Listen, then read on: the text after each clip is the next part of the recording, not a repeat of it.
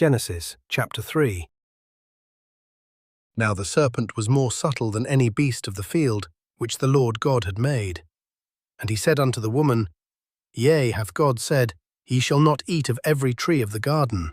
And the woman said unto the serpent, We may eat of the fruit of the trees of the garden.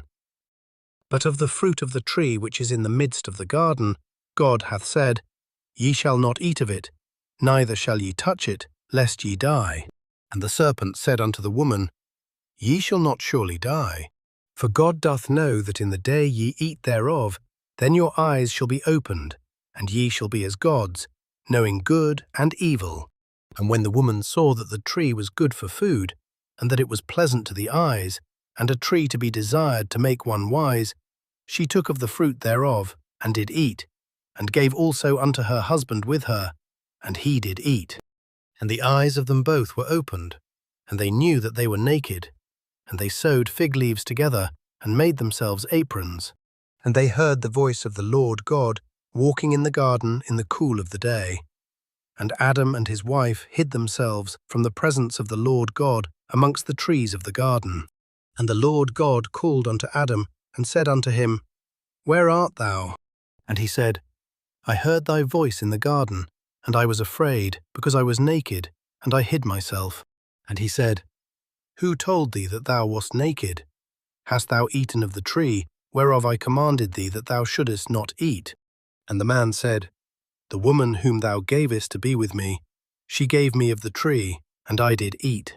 And the Lord God said unto the woman, What is this that thou hast done? And the woman said, The serpent beguiled me, and I did eat.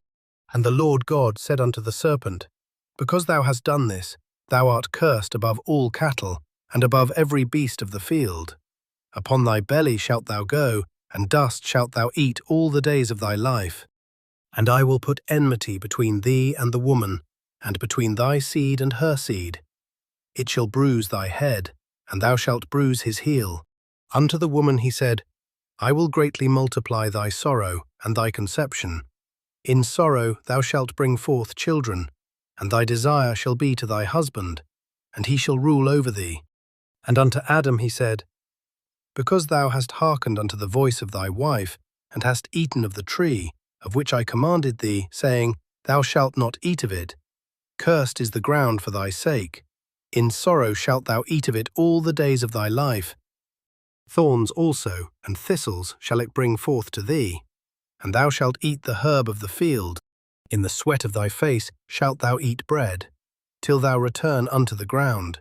For out of it wast thou taken, for dust thou art, and unto dust shalt thou return. And Adam called his wife's name Eve, because she was the mother of all living.